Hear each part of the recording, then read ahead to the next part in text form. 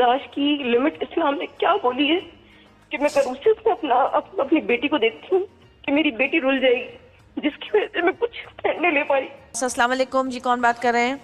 वालेकुम अस्सलाम जी, मैं सोनिया बात कर रही हूँ। जबीरा कैसी हैं? मैं ठीक हूँ सोनिया, आप बताइए। अच्छा, मेरा क्वेश्चन था, मतलब क्वेश्चन तो क्या, मेरे ख्याल से ये हर दूसरी लड़की का ही क्वेश्चन होता है कि सर आप मुझे बताइएगा कि इस्लाम में बर्दाश्त और सब्र करने का कौन सी ऐसी लिमिट है कि जहाँ खत्म होती है वो? क्यों? क्योंकि मुझे तो समझ में नहीं आता कि एक लड़की जो जॉब करे, अपने सास ससुर को दे, फिर खाने वालियाँ, काम करने वालियाँ सबको हटाया जाए और उससे काम करवाया जाए, वो भी करे। उसके बाद जो उसका शौहर हो वो वन एंड ओनली हो, मतलब इकलौता हो, तो वो मम्माज बॉय हो। फिर वो अगर माँ बोले कि खड़ा हो जा तो खड़ा हो जाए, बैठ जा तो बैठ जाए।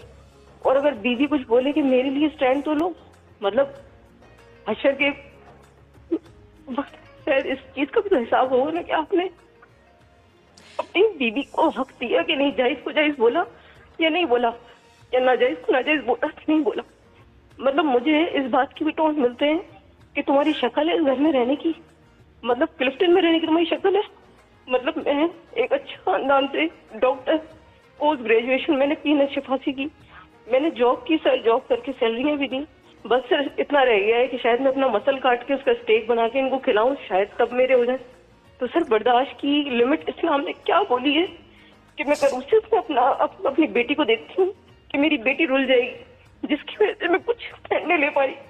मेरे माँ बाप कहते हैं कि तुमने हमारी बात मानी, तुम ऐसा करो हमारी गलती को सुधार दो, तुम आ जाओ वापस, तुम छोड़ो सब कुछ, हमें सिर्फ अपनी बेटी जिंदा चाहिए, हमें रोज रोज नहीं मरना। मेरी बहन हमारी नींदें खत्म हो चुकी है। मेरी बहन तो हौसला। इस्लाम में सर लिमिट कितनी है? जब मर जाना लिमिट है कि माँ बाप आए और आगे उसको दफन करने आए अपनी बेटी को। सर मेरा कसूर क्या है कि मैंने अपने माँ बाप के बोलने पर शादी कर ली? मतलब आपको क्या लगता है हर एक डॉक्टर लड़की के पीछे क्या रिश्ते में आते होंगे? क्या उसका कोई वाली वारिस नहीं होता है शादी के बाद? कि सिर्फ वो अपनी औलाद को देख रही है और मैं कोई स्टैंड नहीं ले पा रही। मैं कुछ भी कर लूं सर, मैं कुछ भी कर लूं, मैं बहुत बुरी हूँ, ये लोग मुझसे राजी नहीं होते। तो इस चीज का इस्लाम ने क्या हुक्म दिया है? मैं अलग नहीं हो सकती। क्यों? क्योंकि मेरा शौहर जो है वो इतना नहीं कमा सकता कि वो मुझे किसी अच्छी जगह रख सके। वो मुझे बोलता है मैं तुम्हें इस जगह रखूंगा। वो सर ऐसी जगह होती है कि जहाँ मेरे ख्याल से सुपर लोग रहते हैं, वो ये अफोर्ड कर सकता है। बाकी उसके जो माँ बाप है वो बोलते हैं कि तुम ऐसा करो, चले जाओ, जाओ निकलो। सर मैं एक बहुत पोश एरिया से निकल कर आई हूँ, मैं बहुत अच्छी फैमिली की हूँ, मेरा बाप बिजनेसमैन है, इंपोर्ट एक्सपोर्ट करता है, लेकिन मैं उसको अपने दिल की दास्तानें नहीं सुना सकती। वो कहते हैं तुम एक बात बोलती हो मेरी नींदें उड़ जाती है। मेरी प्यारी बहन, मेरी प्यारी बहन, मेरी बहन मेरी बात सुने। मुझे पता है कि माँ बाप अपनी बेटियों को किस तरह से प्यार से पालते हैं, पोसते हैं और फिर किसी ऐसे शख्स के हवाले कर देते हैं जिसका आपको नहीं पता होता है कि वो आगे आपकी बेटी के साथ क्या सलूक करेगा। लेकिन देखें, मौलाना साहब इसका सही जवाब देंगे, लेकिन एज अ मतलब एक औरत होने के नाते, एक लड़की होने के नाते, मैं भी एक बेटी हूँ, मैं आपसे यही कहूँगी कि आप अगर ये सोच रही हैं कि आपकी बेटी की वजह से आप ये सब कुछ बर्दाश्त कर रही हैं, तो आप उसके साथ भी गलत कर रही हैं, क्योंकि वो बच्ची जिस माहौल में पल रही है, बढ़ रही है, उसकी मेंटल हेल्थ पे जो असर पड़ रहा होगा आपको रोते देखकर, वो खला आप कभी जिंदगी भर ख़त्म नहीं कर सकेंगी। और दूसरी चीज़ ये कि अल्लाह ताला ने बोला है कि जालिम, जो जुल्म करने वाला तो गुनहगार होता ही है, लेकिन जुल्म सहने वाला भी गुनहगार होता है। आजकल के ज़माने में कौन सी लड़कियां ऐसी हैं जो पढ़ी लिखी हैं, डॉक्टर है, वो किसी जाहिल का, जहालत के जुल्म का शिकार हैं? बिल्कुल भी। मैं तो कहूँगी कि फ़ौरन से आप स्टैंड लें अपनी ज़िंदगी के लिए। इतना रोना धोना आपने जितना कर लिया, बर्दाश्त कर लिया, लेकिन अब आप दो टोक बात करें अपने मियाँ से और बोलें कि अगर मेरी इज्जत नहीं की जाएगी, मेरी सेल्फ रिस्पेक्ट नहीं होगी जिस घर में, मैं उस घर में नहीं रह सकती। और आप पढ़ी लिखी हैं, आप किस बात से डर रही हैं जब आपके माँ बाप आपके लिए बाहें फैलाए खड़े हैं? बिल्कुल भी जुल्म बर्दाश्त मत करें इस तरह आप किसी का। जी मौलाना साहब। देखें, मैं दुख इस बात पे होता है कि हम सब बहन बेटियों वाले हैं। हम अपनी बहनों को, अपनी बेटियों को जिस नाज अंदाज के साथ तरबियत देते हैं, जिस सोच और फिक्र को हम उनके अंदर वो सलाहियत होती है कि हम तसव्वुर नहीं कर सकते कि अगर हमारी बहन बेटी किसी के घर जा रही है और वो हम एक शख्स के हवाले कर रहे हैं, हमें जिस तरह से बताया जाता है, जिस तरीके से दिखाया जाता है, جو چیزیں ہمارے سامنے لائی جاتی ہیں کہ ہم اتنے اچھے لوگ ہیں.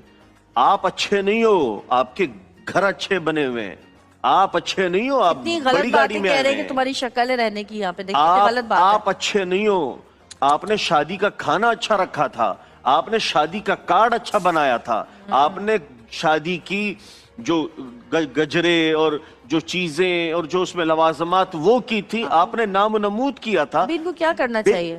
اس بچی کا آپ نے زندگی کا حق ہی چھین لیا.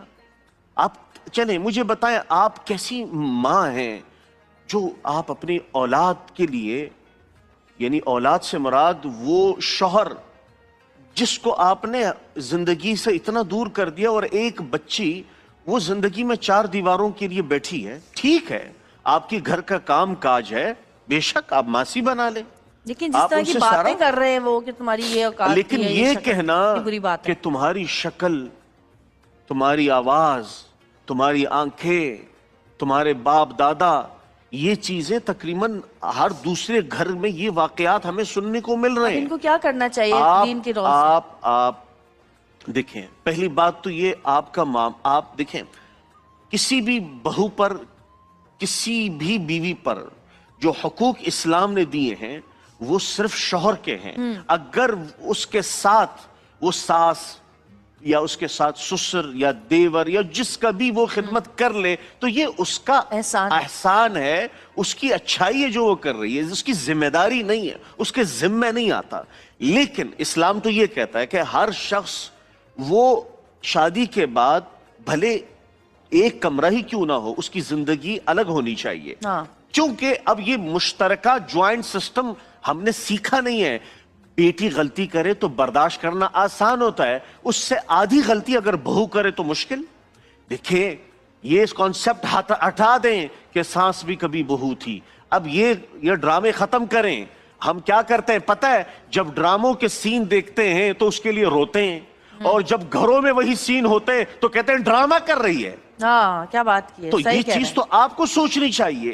آپ کسی کی بہن کے ساتھ, کسی کی بیٹی کے ساتھ, اس کا والد غیرت کے ہمارے کچھ نہیں کہہ سکتا, بھائی غیرت کے ہمارے کچھ نہیں کہہ سکتا, اور آپ اتنے بے غیرت ہو کہ ایک شوہر ہو کر اپنی بیوی کی عزت کا تحفظ بھی نہیں کر سکتے ہو. تو آپ کی اولاد کیسی ہوگی, اس کی تربیت کیسی ہوگی. سماج میں آپ سر اٹھانے کے قابل نہیں ہیں کہ اگر آپ اپنی بیگم کے حقوق نہیں دلوا سکے. گھر میں ایک عورت جو باپ چھوڑے, بھائی چھوڑے, اپنے سنگی, اپنے رشتہ دار سب کو آپ کے طریقوں پہ ایک عورت ناشتی رہے, لیکن اس کے باوجود اتنا حق اس کو نہیں ہوگا کہ وہ زندگی میں وہ سکھ مانگ سکے جو اس کا بنیادی حق ہے, آپ نے دینا ہے.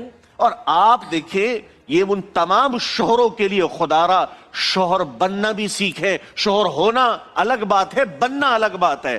کسی کے نکاح میں آ جانا, کسی کوئی اچھا دکھ لینا, یہ سمارٹ بوائے بن کے پلے کرنا. سسرال میں ہوتی ہیں پرابلمز, بالکل ہوتی ہیں, جب آپ نئی جگہ جاتے ہیں مسئلے ہوتے ہیں, لیکن اگر ان مسئلوں کے ساتھ آپ کا شوہر آپ کے ساتھ ہو, آپ کے ساتھ کھڑا ہو, اور چلو وہ اتنا ہی پیار سے کہہ دے کہ مجھے پتہ ہے کہ تم برداشت کر رہی ہو, میری خاطر برداشت کر لو, چلو میرے منہ سے کر لو, اور شوہر آپ سے پیار کرتا ہو, آپ کو حوصلہ دیتا ہو, آپ کو تسلی دیتا ہو, اور ایک آپ کے بچے کا باپ بھی جبکہ وہ تو تب تو چلو پھر بھی انسان برداشت کرتا ہے. لیکن اگر آپ کا شوہر ہی آپ کو اس طرح کی باتیں کہہ رہا ہے کہ تمہاری یہ شکل ہے, تمہاری وہ ہے, تمہاری یہ ہے, تو میں تو کہتی ہوں اگر آپ کما سکتی ہیں, آپ ڈاکٹر ہیں, آپ کے ماں باپ ہیں, آپ چھوڑ کے جائیں اپنی بیٹی کو لے کے, کچھ دن اس کو چھوڑیں اپنے ماں باپ کے پاس, اس کو بھی احساس ہو, آپ کی قدر ہو اس کو. ایسے تھوڑی کوئی روتی رہیں گی, کب تک روتی رہیں گی زندگی میں. آگے سے کہہ دیتے ہیں جو چاہے کرنے کر لو. ہاں, تو وظیفہ کوئی بتا دیں ان کو. وظیفہ یہ ہے, آپ اسی صبر کا, اسی تحمل کا مظاہرہ آخری وقت تک کریں, انشاءاللہ العزیز فتح آپ کی ہوگی. وہ سارے لوگ شرمندہ آپ کے آگے کھڑے ہوں گے, اور ایسا ہمیشہ ہوا ہے. وظیفہ یہ ہے, آپ نے روزانہ 2 رکعت صلاۃ الحاجت, صلاۃ التوبہ اور صلاۃ الاستغفار, ان تینوں کو, 3 نیتوں کو 2 رکعت کے ساتھ پڑھ کے آپ نے دعا کرنی ہے. انشاءاللہ العزیز اللہ تبارک و تعالیٰ نے چاہا آپ کی یہ مشکل آسان ہو جائے گی انشاءاللہ.